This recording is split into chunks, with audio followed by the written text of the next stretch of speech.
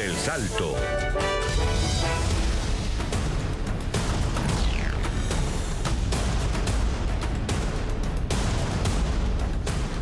El Salvador en jornada electoral. Pocos ponen en duda la reelección del presidente actual Nayib Bukele. Esto a pesar de los cuestionamientos de inconstitucionalidad para presentarse a estas elecciones. Por otra parte, se habla de un futuro incierto por parte de la oposición.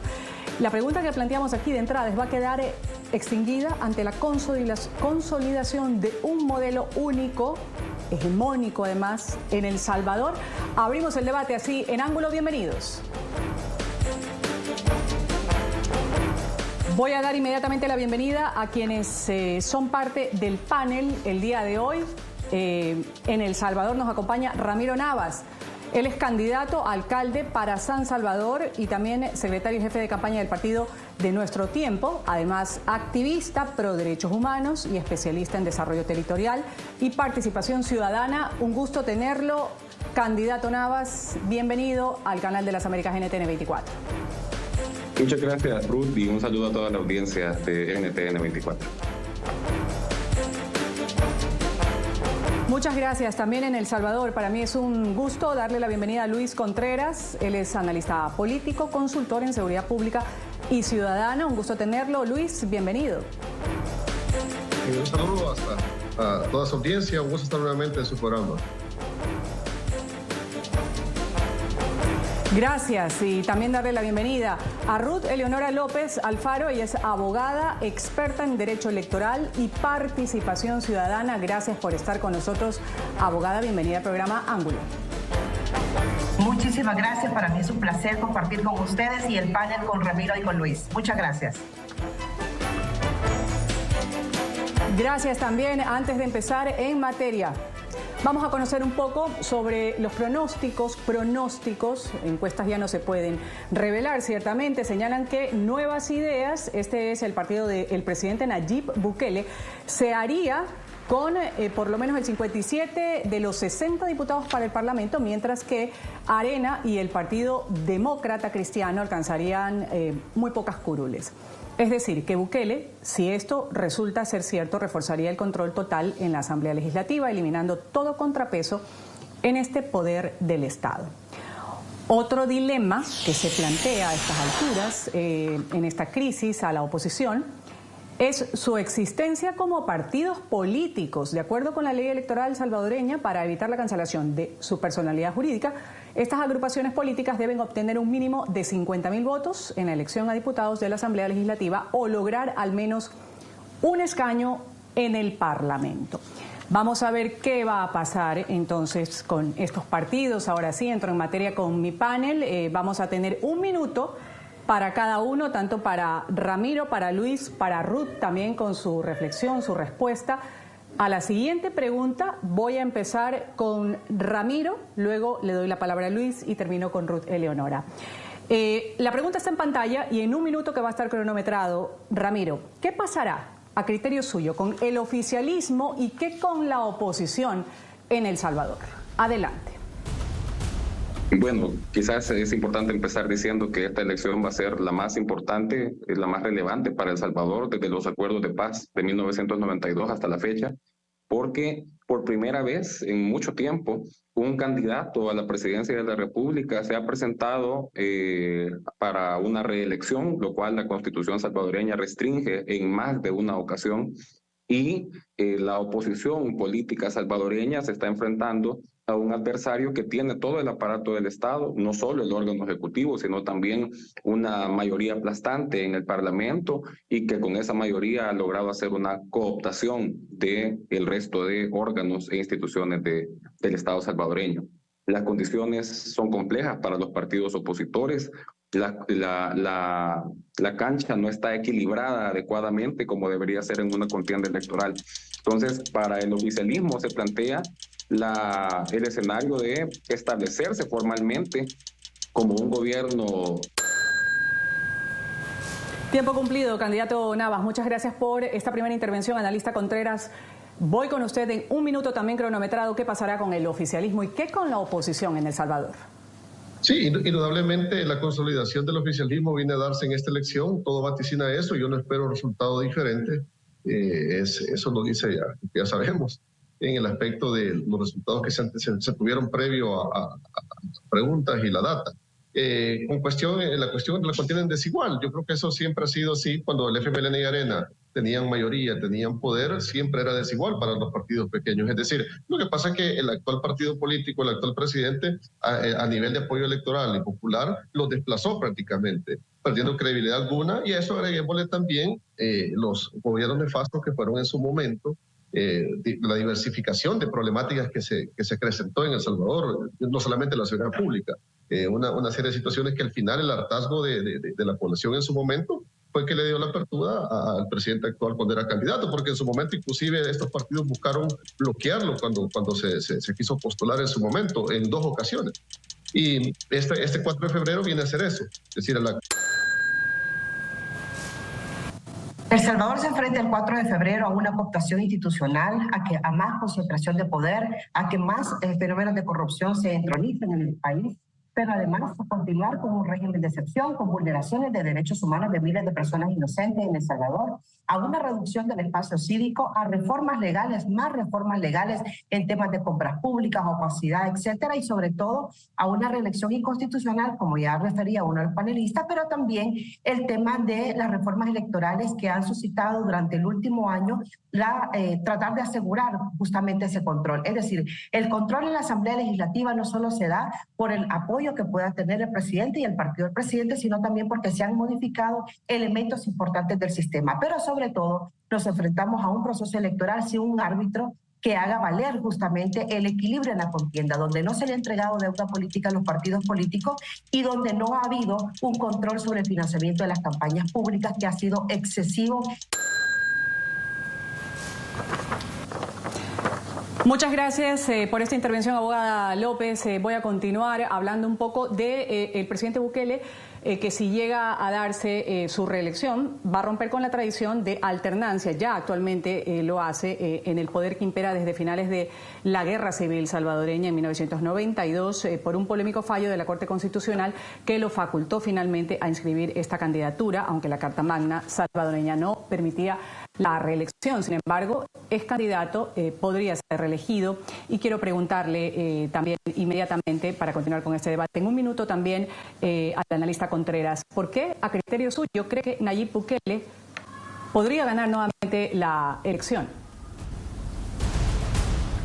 Lógicamente, debido en su punta de lanza ha sido la seguridad pública, es decir, el 2023 cerró con 54 aproximadamente asesinatos, cuando en años anteriores no bajaba de 3.000 anuales, 2015 fue de más de 6.500, en los años 90 de igual manera, 3.000, 4.000 años anuales. La reducción de la violencia homicida ha sido considerable, 2.4 cada 100.000 habitantes, cuando se recibió en su momento los gobiernos de izquierda tenía arriba del 60 cada 100.000 habitantes, y eso va a generar un efecto concomitante con la parte después económica, es decir, el reto va a ser ese, lograr una sostenibilidad de la seguridad pública, trascender a una seguridad ciudadana para lograr ya ese efecto concomitante que dinamice la economía, porque al final es un proceso, de la noche a la mañana no se va a poder contrarrestar una diversificación de problemáticas. Sin embargo, el principal problema ha sido neutralizado, que es la operatividad pandilleril que laceraba la vida de los salvadoreños. Es decir, al neutralizarse de esta manera, el reto que viene después de que se gane esa elección va a ser ese. Gracias, analista. Abogada López, su turno. ¿Por qué Nayib Bukele, el presidente actual, podría ser reelegido? Ya lo escuchábamos al analista por la situación de seguridad con la que mucha gente está de acuerdo, a criterio de él. Adelante. Bueno, en primer lugar debemos tener en cuenta que hay un desmantelamiento a las instituciones de control. Por lo tanto, no ha habido un control sobre el funcionamiento y el uso de los recursos públicos. Esto implica que en El Salvador, por ejemplo, de 1.467 solicitudes de acceso a la información que han sido analizadas de organizaciones y periodistas, solo fue entregado por el gobierno el 27%. Esto implica una excesiva limitación al acceso a la información pública, y ningún voto puede ser ejercido de manera libre si no hay información. No hay información, por ejemplo, del número de muertes reales de personas, porque las muertes ya no se están contando de la misma manera. Han cambiado los parámetros. Y esto, además de contar con todo este tema de la polarización excesiva que tiene nuestro país y justamente basado en todo aquel dolor que la ciudadanía ha sufrido precisamente por el ataque de las pandillas, donde se les ubica, por ejemplo, a los defensores de derechos humanos como enemigos del pueblo, cuando la seguridad no puede estar en contra de los derechos humanos precisamente.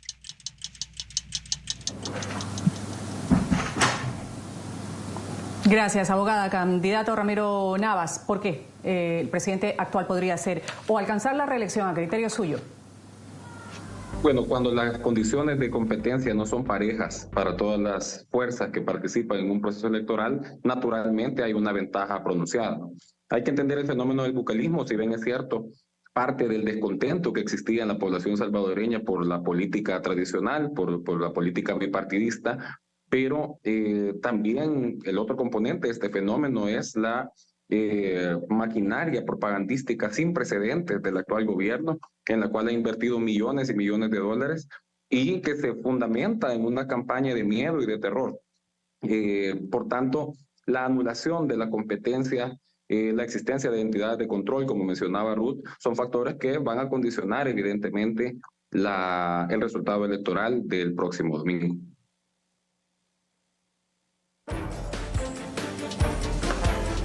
Gracias por esta primera parte. Hacemos una pequeña pausa comercial aquí en Ángulo, hablando de El Salvador, las elecciones. 4 de febrero nos acompaña Ramiro Navas, candidato a alcalde para San Salvador, secretario y jefe de campaña del partido Nuestro Tiempo. También con nosotros Luis Contreras, analista político y consultor en seguridad pública y ciudadana, y la abogada y experta en derecho electoral Ruth Eleonora López Alfaro. Pausa comercial. Antes, cifras de lo que sucede en El Salvador. 6 millones de ciudadanos están habilitados para ejercer su derecho al voto en estos comicios en los que se elige presidente, vicepresidente, también integrantes de la Asamblea Legislativa para el periodo 2024-2029.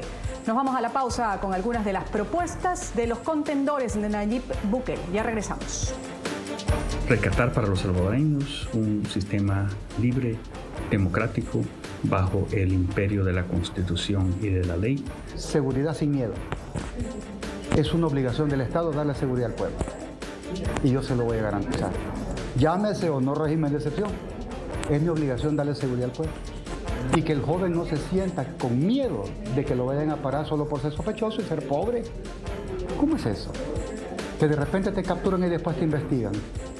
Nuestra mayor apuesta dentro del plan de gobierno es la economía, porque la economía debe ser el eje fundamental de la prosperidad de nuestro pueblo salvadoreño. Por eso es muy importante traer inversión nacional e internacional dentro de un sistema jurídico que les permita a ellos tener esa seguridad. Nosotros nos hemos preparado para ganar. La gente nos conoce por más de 30 años en la zona donde laboramos.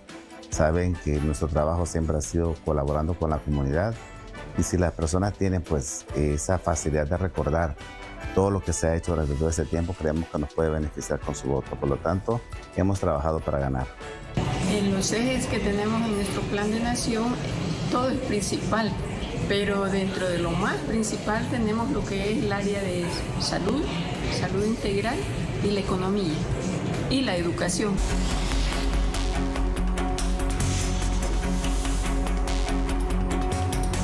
Bukele logró la mayoría absoluta, barriendo a las castas politiqueras y corruptas enquistadas en el Congreso de su país hace más de 30 años. Igualito que aquí. Esto es un ejemplo para todos los colombianos. Esto es un ejemplo de que sí se puede barrer y limpiar nuestro Congreso de politiqueros y corruptos. Yo voy a implementar también las estrategias del presidente Bukele, que sabemos que está funcionando. También sacar las cárceles del área urbana, que es importante, y una cárcel específicamente para tener controlado a las extorsionistas. Nayib Bukele la tenía clarísima, tenía que retomar el control carcelario, lo hizo, fue y lo hizo. No claudicó, fue y se enfrentó a todas las mafias, a las maras salvatruchas, a todas las mafias dentro del gobierno. Salvador es Bukele, y para nosotros el ejemplo del Salvador y de El Salvador es seguir los pasos de Bukele en la Argentina. Yo creo que si hay una persona a la que admiro es a Nayib Bukele. no solamente por su postura radical, sino porque es una persona que tiene unos principios de vida, unos principios de familia, unos principios de fe, pero también tiene la capacidad de ponerle orden y autoridad a una región que durante años vivió sumergida y la ciudadanía tuvo que ser expuesta lamentablemente a la delincuencia sin poder decir nada. En América Latina vamos a aterrizar ahora y ampliarnos un poco a la región. Muchos candidatos presidenciales, los escuchábamos, de elecciones locales también, han intentado replicar su modelo en países como Ecuador, Paraguay, Argentina y Colombia. A pesar de que organizaciones de derechos humanos denuncian que las políticas del presidente Bukele, el presidente de El Salvador, pueden caer en autoritarismo. Continúo con este debate. Candidato Navas, ¿a qué se debe el fenómeno Bukele en la región? Violencia criminal, por una parte, que sacude a algunos países de nuestra región, y la expresión de, por ejemplo, en el Ecuador, que se vive un conflicto armado interno. Hay mucha gente que dice, aquí lo que se necesita es un Bukele. ¿Por qué a criterio suyo, ya sin reloj, sin respuesta cronometrada, a criterio suyo hay esa identificación que tienen algunos candidatos políticos, incluso gente de otros países? Adelante. Bueno, con una maquinaria propagandística nacional e internacional como la que dispone el presidente Bukele y todo su aparato, es evidente que una de sus prioridades va a ser convertir su gestión en una especie de modelo exportable para otros países, no solo de la región latinoamericana.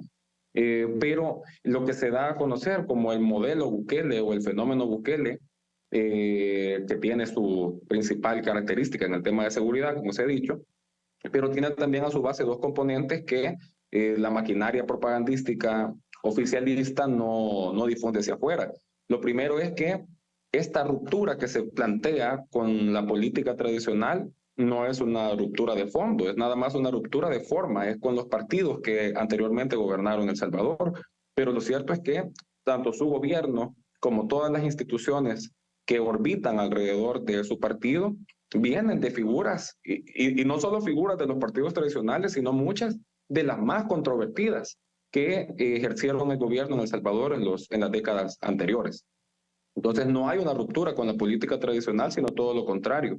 Un perfeccionamiento de las prácticas que precisamente tienen tan cansada la sociedad salvadoreña. Y el segundo componente es que, aunque se revista con modernidad, con innovación, si analizamos a fondo el modelo Bukele, reúne todas las características tanto de los autoritarismos latinoamericanos del siglo XX como de proyectos antidemocráticos más recientes. Una exacerbación de la figura del cuerpo militar, por ejemplo, su elaboración de un enemigo interno bastante marcado, no solo en los partidos de oposición, sino también contra las organizaciones de sociedad civil, contra los movimientos sociales, contra la prensa independiente, y la búsqueda de conflictos internacionales que lo legitiman a él como la figura salvadora o mesiánica que va a reescribir la historia de El Salvador. Esos son los elementos del fenómeno Bukele que no se están viendo todavía en la región, no se están evidenciando, pero nosotros como oposición, tanto a nivel nacional como regional, estamos en la obligación de señalarlo. Analista Contreras, quiero saber su opinión con respecto a lo que ha dicho el candidato Navas. Por una parte, ha señalado hay una maquinaria propagandística que se conoce tanto a nivel nacional, dice él, como a nivel internacional, el fenómeno Bukele en la región. ¿Y qué decir ante esa expresión o pregunta? Una expresión a manera de pregunta que dice, autoritarios pero seguros. ¿Eso es lo que se vive en El Salvador? Adelante. Lo que pasa es que hay una gran diferencia. Todos los gobiernos poseen una maquinaria propagandística, todos lo han poseído. La diferencia es que hay hechos y no solo palabras. Y yo me remonto a Antonio Saca, fue un presidente con mucha popularidad en el plan mano dura contra las pandillas. La maquinaria propagandística de aquel momento era muy grande, sin embargo, cuando en el día a día los homicidios no bajaban, seguían las extorsiones, seguía el desplazamiento forzado, la gente le perdió apoyo en cuestión de meses. Aquí vemos totalmente lo contrario. Es que la data está ahí. Hacer caso omiso de la reducción histórica Y es una cuestión ya más ideológica, es una opinión más ideológica, no nos vamos a la parte de resultados. Indudablemente por eso los países vecinos latinoamericanos lo quieren emular esa política. Sin embargo, recordemos que es una estructuración sistematizada que no es de la noche a la mañana. El Plan Control Territorial viene en el 2019. San Salvador en el 2019 sale de un listado de 50 ciudades más violentas del mundo. Era progresivo. De más de 60 asesinatos cada 100.000 habitantes, se inicia el 2020 con 22 cada 100.000 habitantes. Era progresivo. El régimen de excepción vino a oxigenar el Plan Control Territorial, es decir, no es que el régimen haya solventado todo, que el régimen es la gran panacea o Nayib sea Mandrake el mago, no es así. Es decir, es un andamiaje también equilibrado de controlar el sistema penitenciario. ¿Cómo es posible que en gobiernos de izquierda metieran prostitutas, tuvieran comunicación hacia el exterior? Y eso no era nuevo, desde gobiernos inclusive de derecha. En el Triángulo Norte fue señalado en su momento por el PNUD, porque el plan Mano Dura, el plan Escoba, el plan Azul de Guatemala, Honduras y El Salvador había recrudecido la violencia. Si un gobierno no puede controlar el sistema carcelario, mucho menos va a poder controlar la seguridad pública en las calles. Y es lo que ha hecho este gobierno. Analista, que ha venido, Analista Contreras, lo ha mencionado. Permítame interrumpirlo ahí. ¿Y qué decir, por ejemplo, cuando se citan Amnistía Internacional, Movimiento de Víctimas del Régimen, que denuncian detenciones arbitrarias por parte del presidente Bukele, bajo la acusación de pertenecer a agrupaciones ilícitas, es decir, con lo que se lucha en El Salvador, las pandillas, atropellos, torturas, muertes en prisión, bajo un régimen de estado de excepción que para muchos es muy cuestionado? ¿Qué decir al respecto? El cuestionado era, digamos, no combatir a las pandillas de los gobiernos incapaces anteriores, en el sentido que, para comenzar, los pandilleros generan criminológicamente una violencia instrumental que no es delincuencia común. Es decir, cuando la policía tiene una investigación de por medio, hay protocolos de actuación, haya régimen de excepción o no régimen de excepción, se pueden dar casos aislados de capturas arbitrarias. El proceso de judicialización es el que va a develar si la persona es culpable o no, me explico. Obviamente, hoy que las capturas son mayormente masivas, se puede caer en esos indicios. Un ejemplo les pongo. Yo tengo un amigo que es dueño de barberías. Habían capturado a un barbero de él que no era pandillero. ¿Pero qué había pasado? La hermana de él era novia de un pandillero. Muchas veces la inteligencia policial lo que hace es diagramar toda esa estructura a nivel de relaciones interpersonales para identificar quién es pandillero y quién no. Y no se pueden dar el lujo muchas veces de que la persona se escape del país. Me explico, es bien compleja la inteligencia policial, el proceso de investigación, y por eso es que se están dando ese tipo de situaciones. Lógicamente nadie quiere que un inocente esté detenido. Sin embargo, si la mayoría fueran inocentes, tuviéramos a los pandilleros siempre extorsionando. El sector transporte pagó 18 millones de dólares en extorsión, solo el sector transporte, anuales en el 2018. Todavía el año pasado decían que tenían ya cero extorsión. Es decir, hacer el caso omiso a esos números es dar una opinión ideológica, indudablemente. Es decir, no es retomar la data. El dato mata relato, y eso es una realidad. Y al final, eso es lo que ha consolidado el apoyo masivo del presidente, sea de los que van a votar por él o también de otros presidentes que lo quieren emular. Vamos a entrar entonces en materia con los datos. Ruth, y le voy a dar la palabra a usted. Antes, aquí el gráfico, un poco lo que decía el analista Contreras. 2019, nos remontamos al año 2019, que cerró con 2.398 homicidios, 2020 con 1.341, 2021, ahí se contabilizaron 1.085 homicidios. En el 2022 se han registrado 495. Recordemos que fue en marzo de ese año, 2022, cuando Bukele comenzó a implementar esto del estado de excepción. Según el fiscal general de El Salvador, Rodolfo Delgado, el 2023 ha cerrado con 154 homicidios, la tasa más baja en 3 décadas. ¿Qué decir sobre esto, abogada? Como lo decía hace un momento el analista, el dato quizás mata relato. En el caso de que sea una cifra correcta, pues es el fiscal el que se lo está diciendo, también la página oficial del presidente Bukele. Y en primer lugar señalar que la disminución de homicidios venía, no solo empieza en el 2019, sino que empieza a partir del 2015, que fue el punto más alto de la cantidad de homicidios en el país.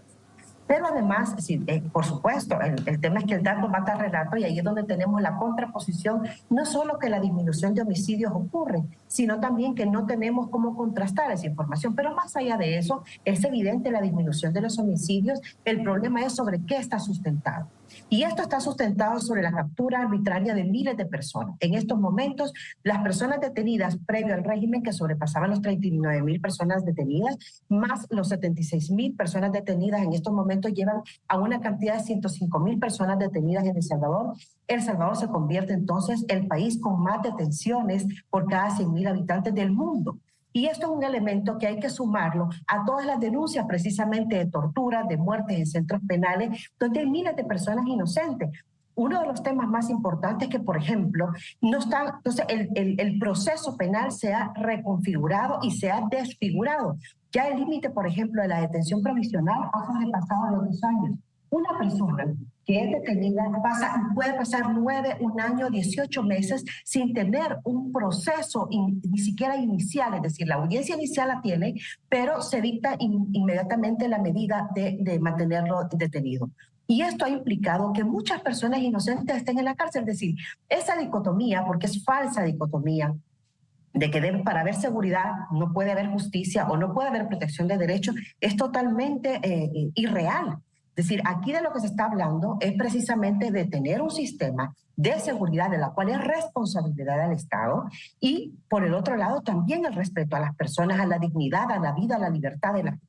El modelo Bukele, uno de los grandes problemas que tiene, además de la opacidad, porque creo que es un tema transversal en todas las políticas del gobierno, es que también está sustentado en el caso de la seguridad en un pacto con pandillas, que ha sido ampliamente documentado. Y el tema del pacto no es nuevo, porque también Mauricio Funes pactó con las pandillas. El problema es que hoy, con estas revelaciones, que además ha sido una política tan atacada, el famoso pacto de Funes, por supuesto, porque ¿quién va a pretender que el pacto con criminales va a ser un elemento esencial o un pilar esencial de una política de seguridad? Y por el contrario, lo que esto ha traído son revelaciones, uno, del uso discrecional de fondos de la seguridad o de los organismos de inteligencia del Estado para manejar esta situación, en primer lugar. Y en segundo lugar, cómo se utiliza el poder de manera arbitraria para detener a unos y para liberar a otros. Se utiliza el poder de manera arbitraria, ha dicho Ruth Eleonora López Alfaro, abogada experta en Derecho Electoral y Participación Ciudadana, una opinión que comparten algunos familiares de personas que han sido detenidos en la era del presidente Bukele. Antes de irme a la pausa comercial, vamos a escuchar lo que han dicho estos familiares y voy a pedir la reflexión muy breve, tanto del candidato Navas y, por supuesto, del analista Contreras. Escuchamos. Muchas madres están preocupadas porque han visto que bastantes soldados están alrededor de nuestra comunidad y tienen temor por sus hijos, ¿verdad? Que puedan quitarles la libertad que tienen ahorita, que de andar ahí en la comunidad. Solo se llevan las personas y no las investigan. Primero debieran de investigar, ¿verdad? Si lo son o no lo son para llevárselos, pero ahí está que la gente que no debe nada se la está llevando y tal vez los que son, ¿no? Se lo digo que es doloroso, porque yo no duermo, yo no como, de saber que mi hijo está aquí sufriendo. Miren, están haciendo desórdenes allá adentro. Y miren esos desórdenes que dicen, no dicen nada, no sacan nada en la televisión, no sacan nada en los diarios. Mira, ayer nosotros vimos que cuando venía, iba un muchacho todo golpeado en la frente. Nuestra esperanza es que se haga pronta justicia, no esperar estos 6 meses de investigación. Como decimos nuestra familia, no le tenemos miedo a la investigación en sí, porque sabemos el tipo de personas que ellos dos son, los conocemos bien. Le tenemos miedo al tiempo perdido, al tiempo desperdiciado, porque son jóvenes con metas. La reflexión de Ramiro Navas antes de irme al corte y luego le doy la palabra también a Luis Contreras. Adelante, candidato Navas. Bueno, el testimonio de todas las familias que han sido afectadas lo que demuestra es, primero, las pandillas no han desaparecido en El Salvador. El modelo Bukele no ha desaparecido las pandillas.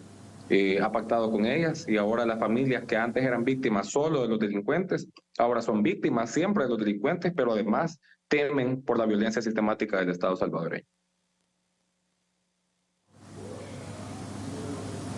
Gracias, candidato. De acuerdo a la última información revelada por Latinometrics, El Salvador destacó, eso sí, como un país como más seguro que los Estados Unidos, incluso durante el año 2023, posicionándose como el segundo territorio con mejor índice de seguridad, esto en el hemisferio occidental. Quiero su reflexión, antes de irme a la pausa, analista Contreras, sobre los testimonios de estos familiares que escuchábamos, familias en El Salvador que no están de acuerdo con la situación. ¿Cómo lo lleva de seguridad del presidente Bukele? Adelante. Otro dato importante, en el 2015 El Salvador fue 20 veces más inseguro que Estados Unidos. Imagínate qué gravedad la que teníamos en el pasado. Y lógicamente, yo no estoy diciendo que todos son culpables. Al final, más lo mencioné, inclusive cuando aún sin régimen se dan ese tipo de capturas mientras se da la investigación policial. Interesante cómo cuando comenzó el régimen en el sector del occidente del país detuvieron a un extorsionista y comenzó un montón de gente en redes sociales a defenderlo. Que era inocente, etcétera, etcétera, familiares, y después el mismo presidente filtró el video en Twitter del seguimiento policial que le dieron a esa persona, y sí era extorsionista, estaba reclamando la extorsión. Lo que pasa es que aventurarse a decir todos son inocentes no es cierto, todos son culpables tampoco. Lo vuelvo y lo repito, si no estaríamos con los mismos niveles de inseguridad que estábamos en el pasado. Gracias, analista. Pausa comercial en Ángulo, enseguida volvemos con elecciones en El Salvador.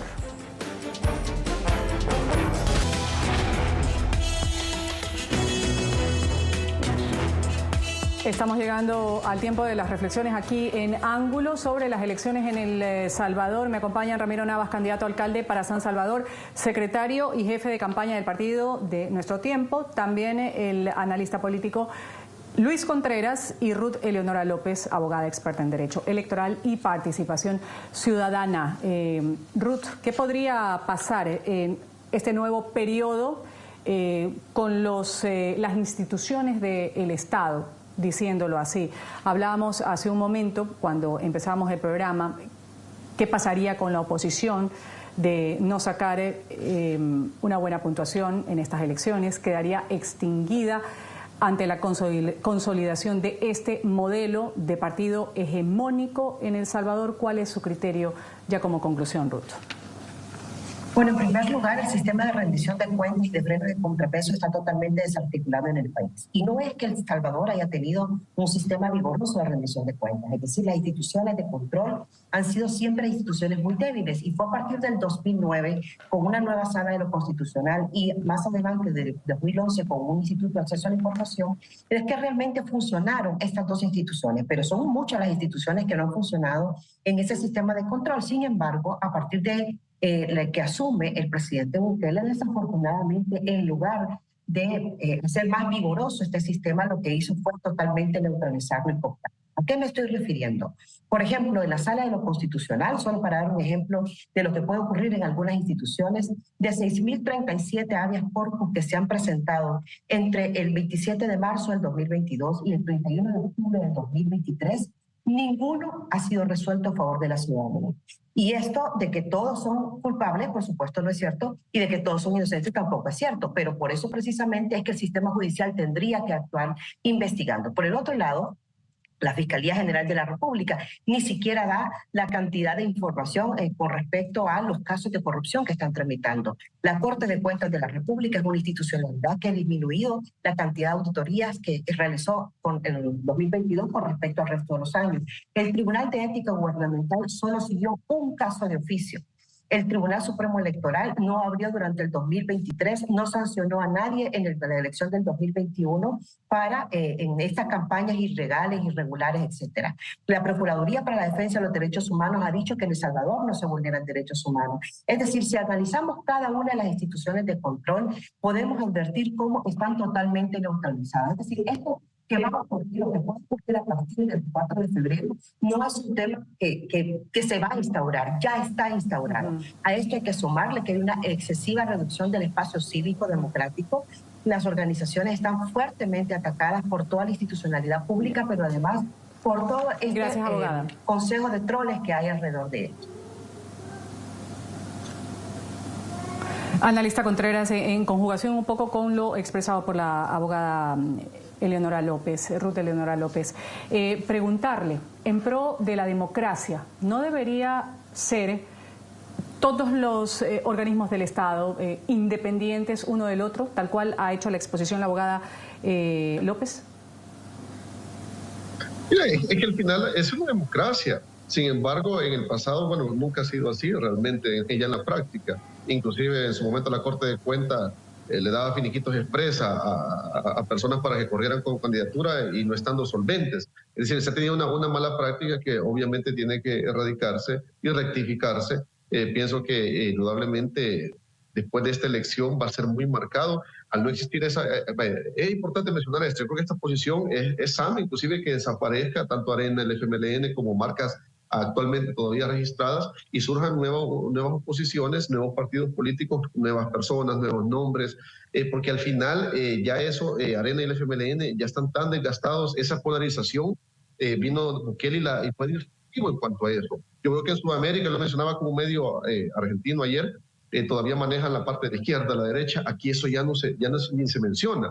En el aspecto que por eso es importante la nueva configuración de opciones políticas y que pueda haber siempre una especie de fiscalización, es decir, de generar ese debate que es sano para toda democracia. Porque al final, en las urnas, tanto la elección anterior como en esta que se viene, es la población la que está eligiendo. Aquí en ningún momento ha habido una eliminación de facto de los partidos políticos de parte del presidente, como pasó en la Alemania nazi, por ejemplo. Pero el detalle es ese, que la oposición no ha sido muy inteligente, muy estratégica para contrastar este fenómeno. Y yo también lo dudo, pero difícilmente, dada la coyuntura y el problema que resolvió Bukele en El Salvador, o ha neutralizado, que es el de las pandillas, difícilmente iba a haber una propuesta diferente o mejor que esa. Bien difícil. Al final es como cuando tienes un buen equipo de fútbol. Gracias. Y ahí solo esperas a que se jubilen ya los jugadores y entren otros nuevos.